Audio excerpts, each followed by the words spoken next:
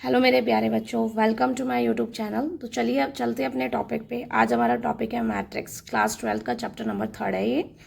First हम पहले introduction देखते हैं कि मैट्रिक्स होता क्या है। मैट्रिक्स में क्या होता है? Rectangular arrangement of data in form of rose and column. Matrix क्या होती है? एक रेक्टेंगुलर अरेंजमेंट होती है इस तरीके से। इसके अंदर जो डाटा एंट्री करते हैं वो हमारे रियल नंबर भी हो सकते हैं और वो क्या हो सकते हैं? कॉम्प्लेक्स भी हो सकते हैं। और रो और कॉलम की फॉर्म में अरेंजमेंट होती है। रो और कॉलम क्या होता है बच्चों? इस तरीके से जो हॉरिजेंटल लाइन जाती है, इस तरीके में जो हॉरिजेंटल लाइन होती है, जैसे कॉपीज़ में हम इस तरीके से लाइन ड्रॉ करते हैं, ये वाली जो लाइन होती है ये हॉरिजेंटल लाइंस होती है। इन्हें हम रो से रिप्रेजेंट करते हैं ये यहाँ पर। और जो वर्टिकल लाइन होती है, इस तरीके से जो लाइन होती है वो हमारी क्या होती है? कॉलम्स होती है। इस तरीके से जैसे हमारा ये फर्स्ट रो फर्स्ट कॉलम है, तो ये एलिमेंट होगा वो A11 होगा। ये फर्स्ट रो है और सेकंड कॉलम तो A12, first row third column A13। ऐसे ही मान लो ये कि n कॉलम है तो फर्स्ट रो और n column A1n। Similarly second row first column 2 1, second row second column A22। इस तरीके से मैट्रिक्स को रिप्रेजेंट करते हैं। अगर इसमें नंबर ऑफ रो कितनी है m और नंबर ऑफ कॉलम कितना है n, तो इसके जो ऑर्डर होता है वो लिखते हैं m/n, यानी कि स्टार्टिंग वाला जो होता है वो नंबर ऑफ रो को रिप्रेजेंट करता है और बाद वाला नंबर ऑफ कॉलम को रिप्रेजेंट करता है। एक मैट्रिक्स को इस तरीके से लिख सकते हैं A में, ये रेक्टेंगुलर ब्रैकेट होते हैं, Aij एलिमेंट्स होते हैं। एलिमेंट्स जो है वो A11 A12, तो एलिमेंट्स को क्या लिखेंगे? Aij, और यहाँ पे ऑर्डर हो जाएगा m/n। और I और जो J है वो नेचुरल नंबर में से वैल्यू पुट करते हैं इसकी। ठीक है। अब टाइप ऑफ मैट्रिक्स है। फर्स्ट है हमारा कॉलम मैट्रिक्स। कॉलम मैट्रिक्स वो होता है जिसके अंदर कॉलम कितना हो? 1। एक मैट्रिक्स जिसमें कॉलम की वैल्यू कॉलम कितना हो? 1। रो चाहे कितने ही हो सकते हैं, जैसे इस तरीके के जो मैट्रिक्स है 1 2 3, ये जो है वो कॉलम मैट्रिक्स है। इसमें कॉलम कितना हो गया? 1 और रो कितनी हो गई? 3। तो इसका जो ऑर्डर हो जाएगा वो क्या हो जाएगा? 3/1, यानी कि यहाँ पर नंबर ऑफ रो होगा जो हम लिख देंगे और यहाँ कॉलम तो होता है 1, तो इसका ऑर्डर कितना हो जाएगा? m/n। रो मैट्रिक्स वो होती है जिसमें रो कितनी होती है ना, एक मैट्रिक्स के अंदर रो की वैल्यू कितनी होती है? 1, यानी कि एक रो होती है और कॉलम कितने भी हो सकते हैं। नेक्स्ट है हमारा स्क्वायर मैट्रिक्स। स्क्वायर मैट्रिक्स में क्या होता है? Number of row number of column क्या होते हैं? आपस में इक्वल होते हैं। जैसे 2/2 ऑर्डर की मैट्रिक्स हो गई, 3/3 ऑर्डर की मैट्रिक्स है। इस तरीके से जो मैट्रिक्स हो गई ABCD, ये 2/2 ऑर्डर की मैट्रिक्स हो गई। 3/3 ऑर्डर की मैट्रिक्स में इस तरीके की जो मैट्रिक्स हो गई वो 3/3 ऑर्डर की मैट्रिक्स हो गई। Next diagonal matrix. Diagonal matrix क्या होती है? जिसमें नॉन डायगोनल एंट्रीज जो होती है वो 0 होती है।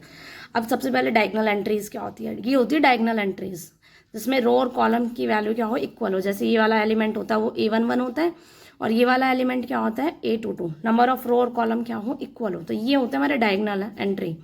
जैसे मैं यहाँ बात करूँ तो ये डायगोनल एंट्री है A11 A22 और A33। अब इसमें कह रहा है जो नॉन डायगोनल एंट्री है वो 0 हो। नॉन डायगोनल एंट्री मतलब ये वाली एंट्री कैसी हो जाए? 0। तो ये हमारी डायगोनल मैट्रिक्स होती है। ये ध्यान रखना बच्चों, diagonal matrix, scalar matrix, identity matrix, ये तीनों पार्ट स्क्वायर मैट्रिक्स के ही हैं। यानी कि डायगोनल मैट्रिक्स जो होगी वो हमारी कितनी हो जाएगी? 2 0 0 7, इस तरीके से ये डायगोनल एंट्री होती है। और ये नॉन डायगोनल एंट्री है, ये क्या हो जाएंगी? हमारी 0। अच्छा, जो डायगोनल मैट्रिक्स है उसको इस तरीके से लिखते हैं, जैसे कोई भी एक मैट्रिक्स उसको कैपिटल A से रिप्रेजेंट करते हैं, कैपिटल लेटर से रिप्रेजेंट करते हैं, कैपिटल A ही नहीं, मतलब कैपिटल लेटर होना चाहिए। अब इस मैट्रिक्स को शॉर्ट में लिखें तो इस तरीके से लिखेंगे डायगोनल 2 7। इस मैट्रिक्स को अगर शॉर्ट में लिखें तो इसका मतलब डायगोनल तो 2 7 है, बाकी नॉन डायगोनल एलिमेंट्स क्या हो जाएंगे? 0।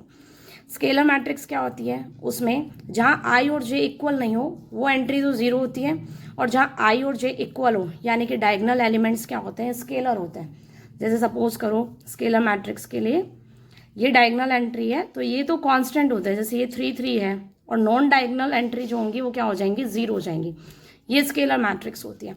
आइडेंटिटी मैट्रिक्स क्या होती है? आइडेंटिटी मैट्रिक्स में जो नॉन डायगोनल एलिमेंट्स होते हैं जहाँ I और J इक्वल नहीं होते वो तो एंट्री 0 होती है, और जहाँ डायगोनल एलिमेंट्स होते हैं उनकी वैल्यू कितनी होती है? फिक्स कर दिया, उसकी वैल्यू क्या होती है? 1। तो ये 2/2 ऑर्डर की क्या हो गई? Identity matrix.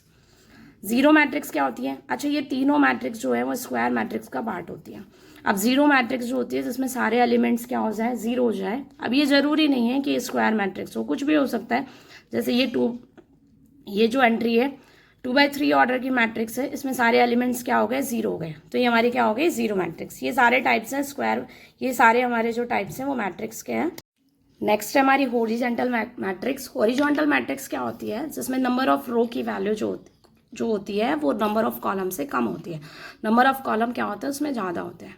ऐसे ही वर्टिकल मैट्रिक्स है जिसमें number of row greater than होता है नंबर ऑफ कॉलम से। अपर ट्रायंगुलर मैट्रिक्स क्या होती है, all the elements below the principal diagonal are zero. Principal diagonal के एलिमेंट के नीचे जो भी एलिमेंट्स होते हैं वो सारे जीरो होते हैं। एग्जाम्पल के लिए ये हमारा प्रिंसिपल डायगोनल है, इसके नीचे के जो एलिमेंट्स हैं वो क्या हो गए हमारे, जीरो। ये अपर ट्रायंगुलर मैट्रिक्स होती है। लोअर ट्रायंगुलर मैट्रिक्स क्या होती है, all the elements above the principal diagonal are zero, यानी कि प्रिंसिपल डायगोनल एलिमेंट्स के ऊपर जो होते हैं उसके जो अबव होते हैं वो क्या एलिमेंट्स क्या होते हैं हमारे, जीरो। नेक्स्ट है comparable matrix, when they are of same order. Same order की जो मैट्रिक्स होती हैं उन्हें कंपैरेबल मैट्रिक्स कहते हैं। जैसे ये ए और बी दो मैट्रिक्स है, इसमें अगर हम देखेंगे तो यहाँ इसका जो ऑर्डर है वो 2/3 है और सेम इसका ऑर्डर भी 2/3 है। यानी अगर सेम ऑर्डर हो तो वो मैट्रिक्स कंपैरेबल मैट्रिक्स होती हैं। और इक्वलिटी ऑफ मैट्रिक्स क्या होती है, दो मैट्रिक्स में की इक्वलिटी को किससे डिफाइन करते हैं, they are of same order. Matrix equal कब होती है, जब उनका ऑर्डर कैसा हो, सेम। सेम ऑर्डर वाली मैट्रिक्स हो कंपैरेबल मैट्रिक्स भी होती है। लेकिन सेकंड पार्ट क्या है, element of corresponding position of two matrix are equal. यानी कि दो मैट्रिक्स इक्वल कब होंगी, जब उनका एक तो ऑर्डर सेम हो और करस्पॉन्डिंग एलिमेंट्स जो होते हैं दोनों मैट्रिक्स के वो क्या हो, इक्वल हो। जैसे अगर ये 3 है तो यहाँ ए की वैल्यू कितनी होनी चाहिए, 3। ये 7 है तो ये 7 हो गया। यहाँ पे थर्ड एलिमेंट इधर 8 है तो बी की वैल्यू कितनी हो जाएगी, 8। और यहाँ सी की वैल्यू कितनी हो जाएगी, 0। यानी करस्पॉन्डिंग एलिमेंट्स भी क्या होने चाहिए, इक्वल होने चाहिए। इस वीडियो को थोड़ा शॉर्ट करेंगे बच्चों, जल्दी जल्दी इसका इंट्रोडक्शन पार्ट कवर करेंगे। नेक्स्ट है नेगेटिव ऑफ मैट्रिक्स। अगर एक मैट्रिक्स है जिसका ऑर्डर m/n है तो उसका जो नेगेटिव होगा आपको -a, नेगेटिव का मतलब हो गया -a, उसके हर एलिमेंट को माइनस से मल्टीप्लाई करना है। फॉर एग्जाम्पल 4 3 2 1 -7 -6, ये एक मैट्रिक्स है 2/3 ऑर्डर की।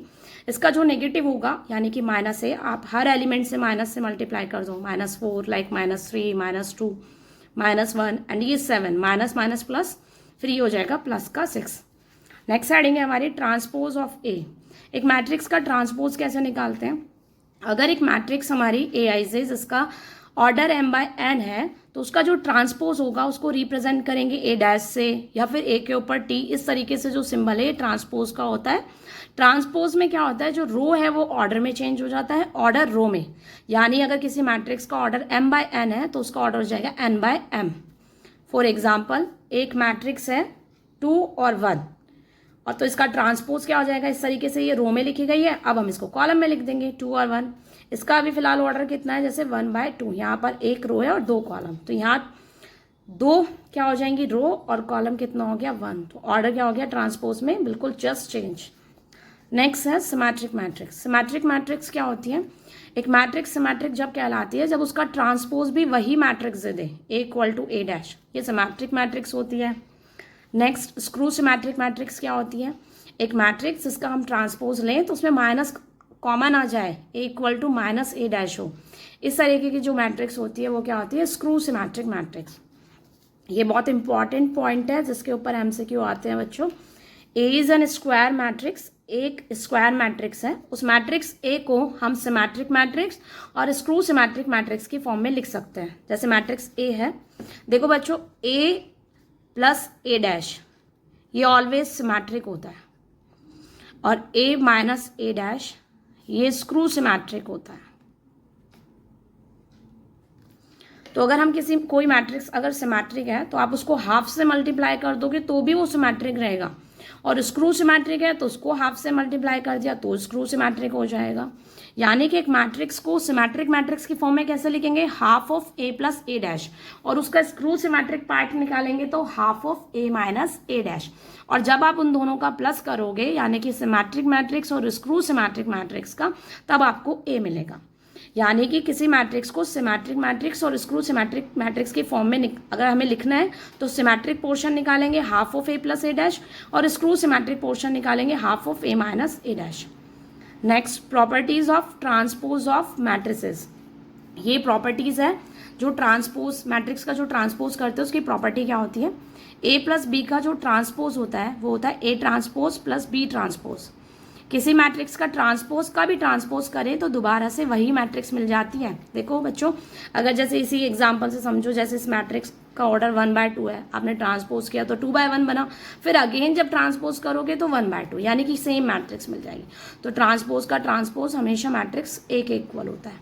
नेक्स्ट, के ए ट्रांसपोज, के तो हमारा स्केलर नंबर है, तो ये स्केलर नंबर है, तो इसका जो फॉर्मूला हो जाएगा वो क्या हो जाएगा, K A transpose. Next, A B transpose, ये इंपॉर्टेंट है। ए बी ट्रांसपोज का जो फॉर्मूला होता है वो पीछे से स्टार्ट करते हैं, बी ट्रांसपोज ए ट्रांसपोज। इसी तरीके से 3 मैट्रिक्स है, जैसे ए बी सी, उसका होल ट्रांसपोज किसके इक्वल आ जाएगा, C transpose B transpose A transpose. Next है हमारा ऑर्थोगोनल मैट्रिक्स। ऑर्थोगोनल मैट्रिक्स क्या होता है बच्चों, अगर किसी मैट्रिक्स का उसके ट्रांसपोज से मल्टीप्लाई करें तब हमें आई मिले तो मैट्रिक्स ए जो होती है वो ऑर्थोगोनल मैट्रिक्स कहलाती है। ठीक है। नेक्स्ट है इन्वर्टिबल मैट्रिक्स। इन्वर्टिबल मैट्रिक्स क्या होती है कि एक मैट्रिक्स है, मान लो एक मैट्रिक्स है स्क्वायर मैट्रिक्स, ठीक है, और फिर हम उतने ही ऑर्डर की बी एक मैट्रिक्स लें, स्क्वायर मैट्रिक्स, सेम ऑर्डर की, उतने ही ऑर्डर की, तो अगर इस कंडीशन को सेटिस्फाई करें, A B equal to B equal to I, तब ए मैट्रिक्स जो होती है वो इन्वर्टिबल मैट्रिक्स कहलाती है। We say that A is an invertible matrix. और बी जो मैट्रिक्स होगी उसको बोलेंगे inverse of A. B matrix जो होगी वो ए का क्या हो जाएगा, इन्वर्स हो जाएगा। Then matrix of B is called inverse of A, यानी बी मैट्रिक्स को हम क्या लिख सकते हैं, ए इन्वर्स। ए का जो इन्वर्स होगा वो बी होगा, या फिर बी इन्वर्स को हम लिखेंगे ए। अगर दो मैट्रिक्स सेम ऑर्डर की ले और इस कंडीशन को सेटिस्फाई कर दे तो ए हमारी इन्वर्टिबल मैट्रिक्स होती है। फॉर एग्जाम्पल, इसकी हेल्प से, मैं इसका जो एग्जाम्पल दे रही हूँ उसकी हेल्प से मैट्रिक्स का मल्टीप्लीकेशन भी अभी हम देख लेंगे, जिसमें बच्चे बहुत कंफ्यूज होते हैं। मैट्रिक्स के एडिशन में तो कोई दिक्कत नहीं आती, आपको करस्पॉन्डिंग मैट्रिक्स के एलिमेंट्स ही ऐड करने होते हैं, लेकिन मल्टीप्लिकेशन हम इसकी हेल्प से देख लेंगे। देखो, मैं इन्वर्टिबल मैट्रिक्स का एग्जाम्पल दे रही हूँ, तो एग्जाम्पल है जैसे ए मैट्रिक्स हमने ले ली 1 2 2 5, और बी मैट्रिक्स हमने ले लिया 5 -2 एंड -2 1। ए मैट्रिक्स है 1 2 2 5 एंड बी मैट्रिक्स है 5 -2 -2 1, दोनों सेम ऑर्डर की हैं। अब अगर हम इनका मल्टीप्लाई करें ए बी, तो मल्टीप्लाई कैसे होता है बच्चों, मल्टीप्लाई करते टाइम आपको क्या देखना होता है, जैसे इस मैट्रिक्स का जो ऑर्डर है वो कितना है 2/2, इसका ऑर्डर भी कितना है 2/2। ये ज़रूरी नहीं है कि सेम ऑर्डर में मल्टीप्लाई हो। मल्टीप्लाई के लिए फर्स्ट मैट्रिक्स का जो कॉलम है सेकंड मैट्रिक्स के रो के इक्वल होता है। फर्स्ट मैट्रिक्स का जो कॉलम है वो सेकंड मैट्रिक्स के रो के इक्वल है। अब हम इसका मल्टीप्लाई करते हैं, जैसे अब इसका मल्टीप्लाई कर रही हूँ मैं ए का बी से, तो मल्टीप्लाई ए बी। मल्टीप्लाई कैसे करते हैं, फर्स्ट मैट्रिक्स का जो रो है वो सेकंड मैट्रिक्स के कॉलम से मल्टीप्लाई होता है। किस तरीके से, जैसे 1 है, 1 इसके कॉलम से मल्टीप्लाई हुआ 5 से, तो 1 का मल्टीप्लाई 5 से यानी कि 5, देन 2 का मल्टीप्लाई -2 से, 2 का मल्टीप्लाई -2 से, इट मीन्स -4। अभी फर्स्ट रो अब सेकेंड कॉलम से होगा, तो 1 का मल्टीप्लाई -2 से यानी कि -2, then 2 multiply by 1 is 2। Same, अब फर्स्ट कॉलम का हो गया, दोनों फर्स्ट जो रो है उसका दोनों कॉलम से मल्टीप्लाई हो गया। अब स्टार्ट करेंगे सेम सेकेंड रो से। Second row multiply by first column, 2 5s are 10 and 5 -2 -10, and second row second column 2 × -2 -4 and 5 × 1 is +5। तो आप देखोगे मल्टीप्लाई करने पर कितना आया, 1 0 0 एंड 1, यानी ए का बी से मल्टीप्लाई किया तो कितना आ गया हमारा, ए बी इक्वल टू में आई। अब मैं इसका बी ए निकालती हूँ। बी ए अगर हम निकालें तो फर्स्ट पहले मैट्रिक्स बी लिखा, फिर मैट्रिक्स ए 1 2 2 5। अब इसका मल्टीप्लाई करते हैं, first row first column, 5 multiply by 1 5, -2 multiply by 2 -4, first row second column 5 multiply by 2 10, -2 multiply by 5 -10, minus second row. अब हम करेंगे second row first column, -2 multiply by 1 -2, 1 is multiply by 2 +2। Now second row second column, -2 multiply by 2 -4 and 1 multiply by 5 is 5। तो कितना आ गया हमारा 1 0 0 1। इस condition में हमारा आ गया A B equal to B A equal to में आई। दो मैट्रिक्स का मल्टीप्लाई अगर हमें आई दे रहा है तो इसका मतलब ए को बी का इन्वर्स भी कह सकते हैं और बी को ए का भी इन्वर्स कह सकते हैं। अगर ये कंडीशन सेटिस्फाई करे मैट्रिक्स तो वो हमारी इन्वर्टिबल मैट्रिक्स होती है। नेक्स्ट प्रॉपर्टीज है, ए का ट्रांसपोज का इन्वर्स अगर हमें निकालना हो तो हम इसको इस तरीके से लिख सकते हैं, A inverse whole transpose. Second, inverse का इन्वर्स जो होता है वो मैट्रिक्स ए के इक्वल होता है। Third, A into A inverse equal to I या A inverse into A equal to में आई होता है। फोर्थ, ए इंटू आई किसके इक्वल होता है, ए के इक्वल होता है। ये बहुत इंपॉर्टेंट थ्योरम है, आई हुई भी है ये एग्जाम में। Uniqueness of inverse of matrix, यानी किसी मैट्रिक्स का जो इन्वर्स हम फाइंड करें वो सिर्फ और सिर्फ एक ही होता है। थ्योरम है इस पे, inverse of square matrix if it is exist is unique. अगर किसी मैट्रिक्स का स्क्वायर मैट्रिक्स का इन्वर्स एग्जिस्ट करता है तो वो यूनिक होगा। ये हमें प्रूफ करना है कि वो क्या है, सिर्फ और सिर्फ एक है। तो प्रूफ हम इसका स्टार्ट कर रहे हैं। Let A be a square matrix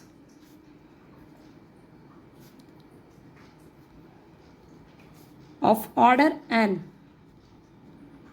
अब मैं अज्यूम कर लेती हूँ इफ पॉसिबल, मैं इसका अज्यूम कर रही हूँ if possible let B and C be the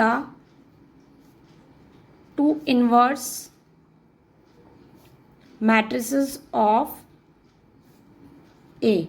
यानी हमने अज्यूम कर लिया कि बी और सी दो इनवर्स हैं, तो फिर हमें क्या प्रूफ करना है कि बी इक्वल टू में C. Now we will prove that